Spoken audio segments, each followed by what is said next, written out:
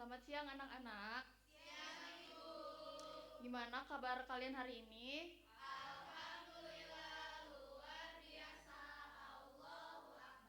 Oke, semoga kalian semua dalam keadaan sehat dan semangat untuk belajar untuk hari ini ya. Oke.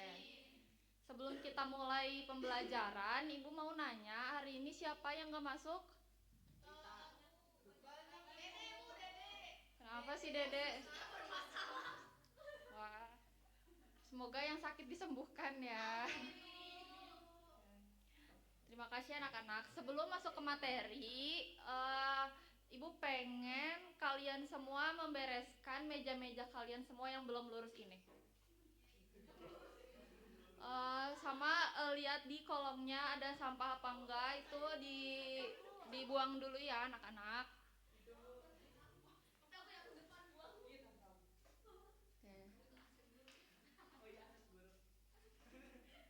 Nah, kalau udah bersih boleh siapa di sini ketua kelasnya untuk menyiapkan pembelajaran? Rita boleh disiapin. Baik teman-teman semua, sebelum kita memulai pelajaran hari ini, alangkah lebih baiknya kita berdoa terlebih dahulu. Berdoa dalam hati mulai. Amin. Udah Ibu. Oh iya benar ya. Enggak usah.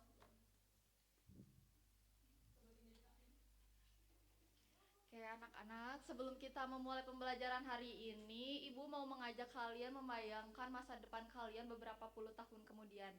Apakah di sini kalian ada yang ingin menjadi akuntan? Atau ada yang ingin mempunyai usaha?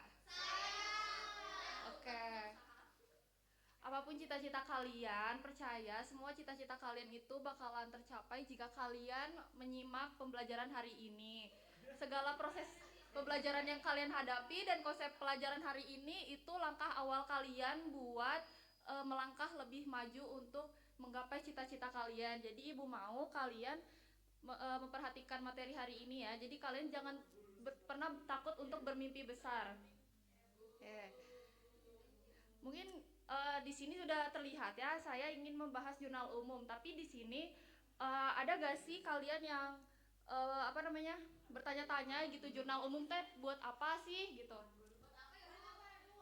Nah, belum tahu ya. Jadi mungkin di dunia nyata ya kalian suka nggak sih kayak mencatat pengeluaran kalian, pengeluaran harian gitu.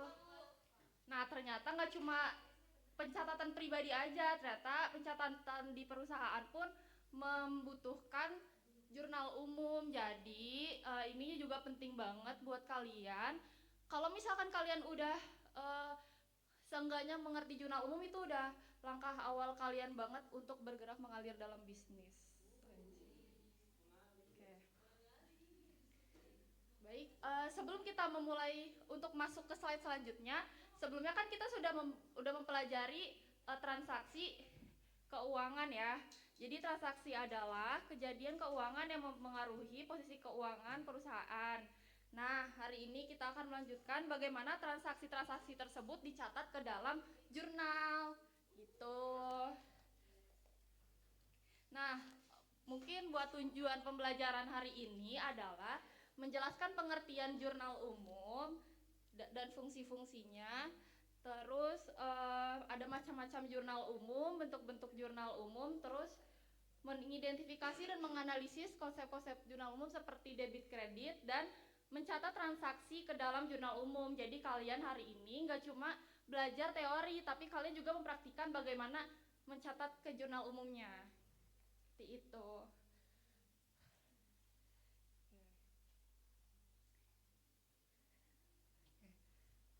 Sekarang mengapa pencatatan transaksi penting menurut kalian? Siapa yang mau jawab? Boleh, Rita duluan. Mengapa pencatatan transaksi penting? Karena kalau misalkan kita nggak catat, terus nanti kita tuh pas mau rekap itu lupa Ibu, ini sebenarnya uang kita tinggal segini tuh karena beli apa aja, jadi nantinya pusing sendiri kayak gitu. Terus kalau iya benar, nanti sekaligus ngejawab yang kedua Bu, apa yang terjadi jika tidak mencatat transaksi, nanti tuh bakal ada kesalahan kalau dalam sehari-hari ya Bu, jadi takutnya kita ini miskomunikasi gitu Bu. Betul. Jadi kalian bisa miskomunikasi sama keputusan yang akan diambil nanti sama manajer. Misal sebenarnya tuh kalian tuh rugi, tapi ternyata di pencatatan kalian tuh salah, kalian untung. Nah, itu bakalan jadi kesalahan pengambilan keputusan dan bakalan miskom juga ke depannya. Jadi kalau misalkan kalian salah, jadi misalkan kalian rugi, itu kan harusnya ada evaluasinya ya.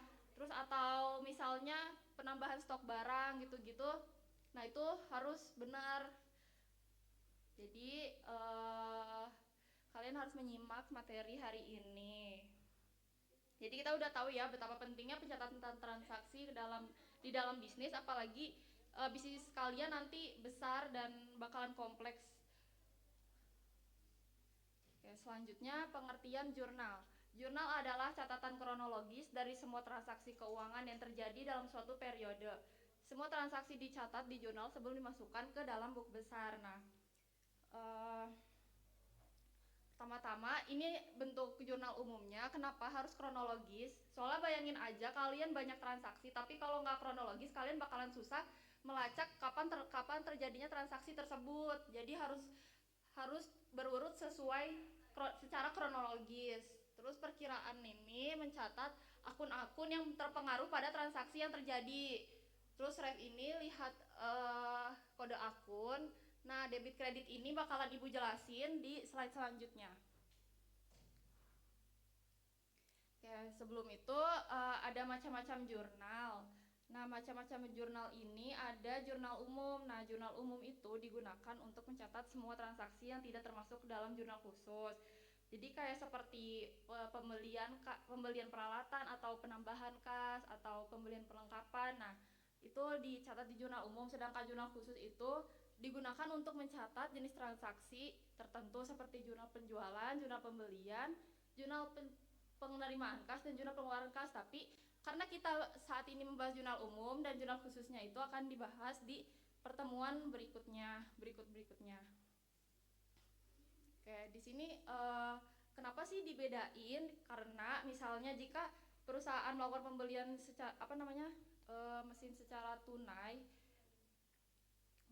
pasti setiap perusahaan itu akan memiliki jurnal umum, karena kalau misalkan dicampur semua itu nantinya akan balik lagi ke perusahaan itu akan sulit gitu melacak penjualannya kalau dicampur di jurnal umum semuanya. Jadi di situ jurnal khusus penting. Oke. Selanjutnya ada bentuk jurnal umum. Nah, setiap jurnal memiliki dua sisi, debit dan kredit, seperti yang udah dijelaskan di slide sebelumnya. Jadi, kalau di jurnal umum itu setidaknya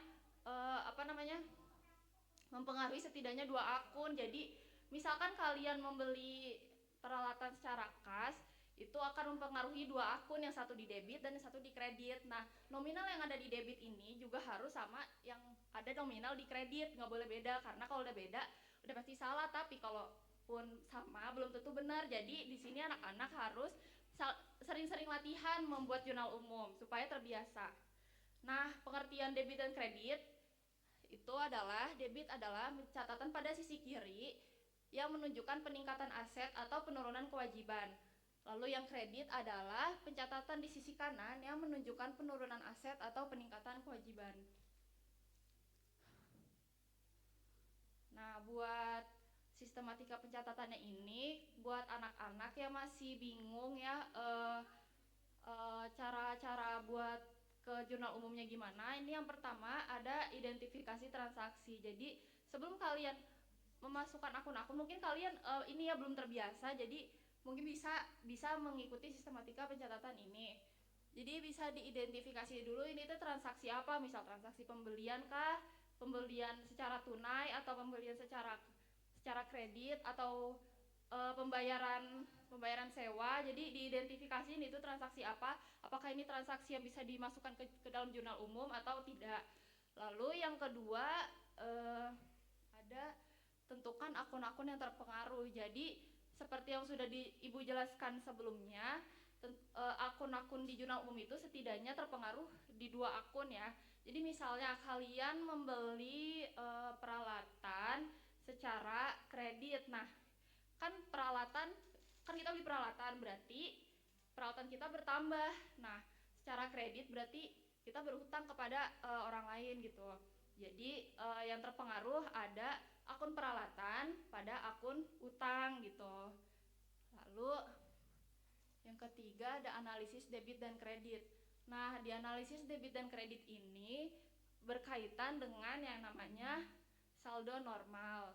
Nah, di sini anak-anak udah tahu belum saldo normal di akuntansi itu bagaimana? Lupa ya. Nah, Ibu di sini punya tips buat menghafal saldo normal. Saldo normal akuntansi.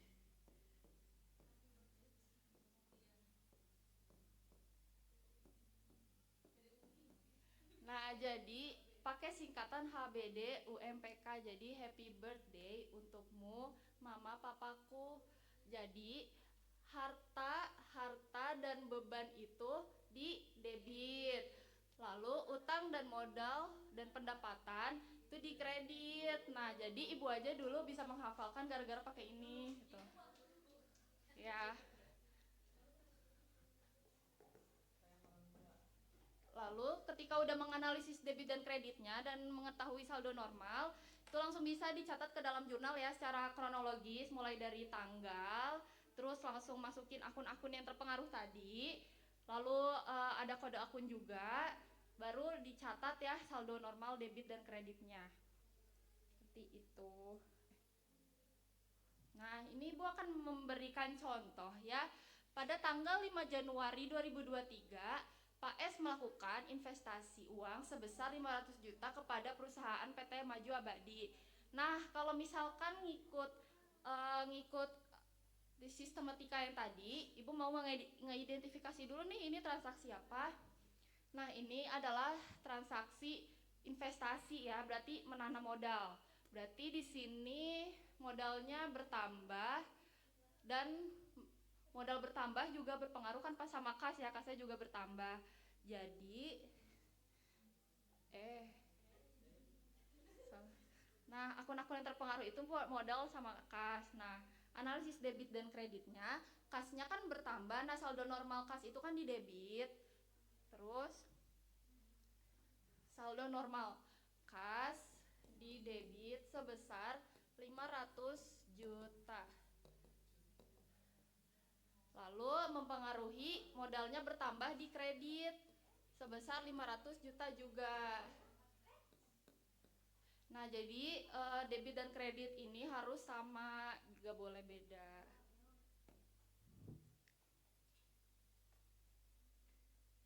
Nah, sekarang latihan ya. Silakan kalian boleh berdiskusi. Ibu akan membagi menjadi 3 kelompok. Ini kelompok 1, kelompok 2, kelompok 3.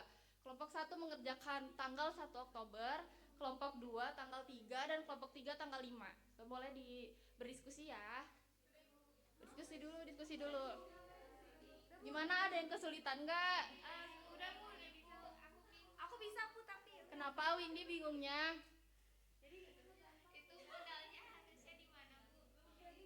Pemilik perusahaan menyetorkan modal sebesar 50 juta ke dalam kas perusahaan. Nah, identifikasi ini kan menambahkan modal, berarti modal bertambah di kredit. Nah, bener. Ada lagi yang masih bingung? Kalau sudah berdiskusi boleh ya langsung mengerjakan di next slide. Boleh kelompok 1 dulu. Ingat gak soalnya Moy? Ingat Bu, insyaallah. Ini enggak ada kamus. Ya. Jumlahnya berapa Ibu? Maaf ya. Ibu di sini Bu, nonton IPA. Kelompok 2 sama 3 ada yang dibingungin gak? Kenapa? Kenapa bingungnya? Pendapatan jasa sama pendapatan usaha itu bedanya apa ya? Pendapatan jasa sama pendapatan usaha? Sama aja. Iya, sama aja.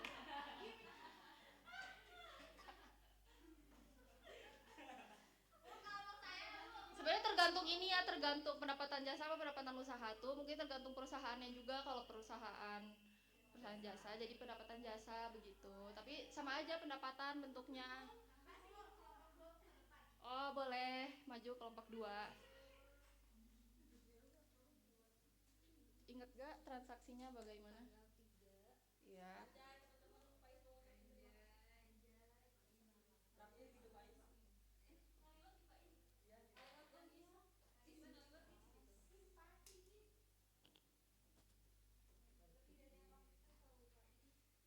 Kelompok 3 udah belum? Boleh ya setelah kelompok 2. Siapa yang mau maju? Boleh. Boleh Amel maju ya mewakili kelompok 3.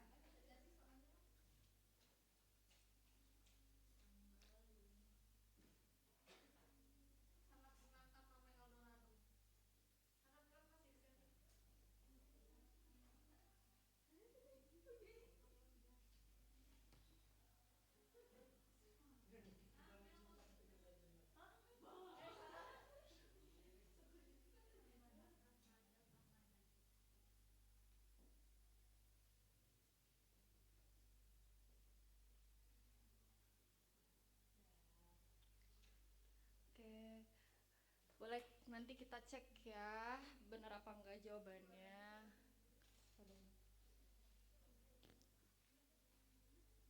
Nah, bener ya anak-anak. Jadi yang tanggal 1 Oktober ini berkas pada modal. Terus yang tanggal 3 peralatan pada kas, tanggal 5 kas pada pendapatan. Nah, karena udah sesi diskusi dan Ibu menjelaskannya juga sudah selesai, Ibu pengen mengadakan evaluasi nih bagaimana, apakah sejauh mana pengetahuan kalian mengenai materi jurnal umum ini. Jadi siapkan perangkat kalian untuk nge-scan ini ya.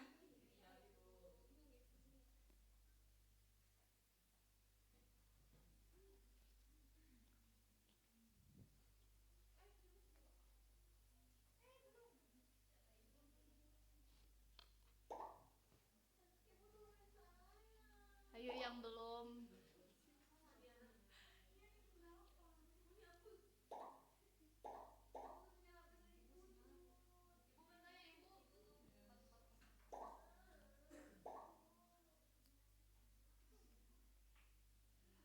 Ada yang masih terkendala?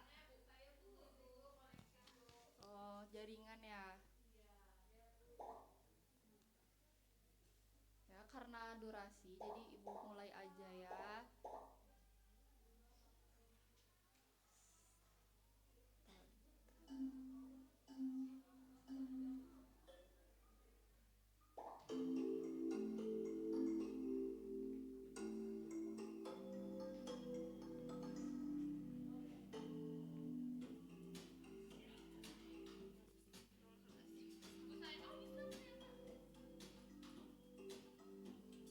Kerjakan dengan teliti ya, anak-anak.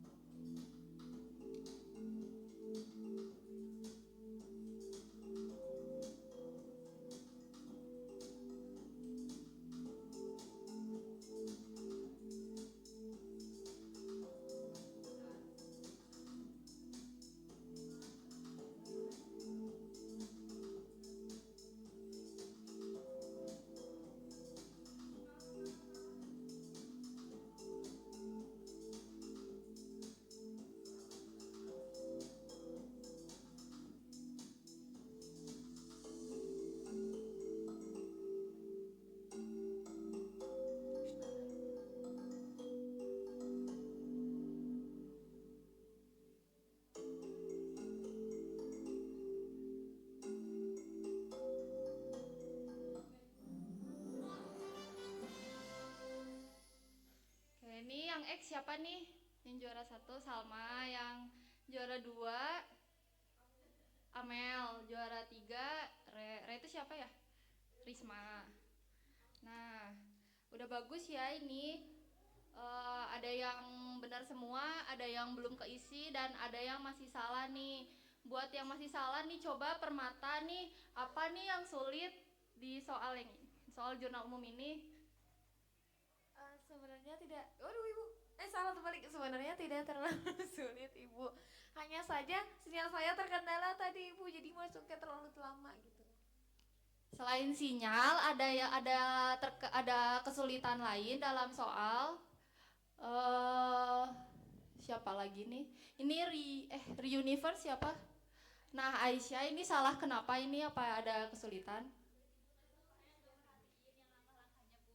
Jadi saat mengisi itu jadi kekecoh gitu Bu. Tidak memerhatikan langkah-langkah. Nah, di sini anak-anak memang harus terbiasa ya sama jurnal umum dan harus banyak-banyak latihan juga. Eh, Baik, selanjutnya setelah kuis ini kita sudah belajar ya tentang jurnal umum dan bagaimana mencatat ke jurnal umumnya. Oke, selanjutnya untuk pertemuan berikutnya kita akan belajar tentang bagaimana memosting jurnal umum ke buku besar. Nah, lalu sebagai tugas silakan kalian untuk mencatat beberapa transaksi sederhana ya. Nanti soalnya akan ibu kirim, nanti dibuat jurnal umum dan akan dikumpulkan di minggu depan. Oke, terima kasih untuk partisipasi kalian hari ini. Boleh ketua kelas disiapkan untuk pulang berdoa. Oke teman-teman, sebelum kita pulang, alangkah lebih baiknya kita berdoa dulu. Berdoa dalam hati, mulai. Berdoa selesai, memberi salam. Waalaikumsalam warahmatullahi wabarakatuh. Bapak udah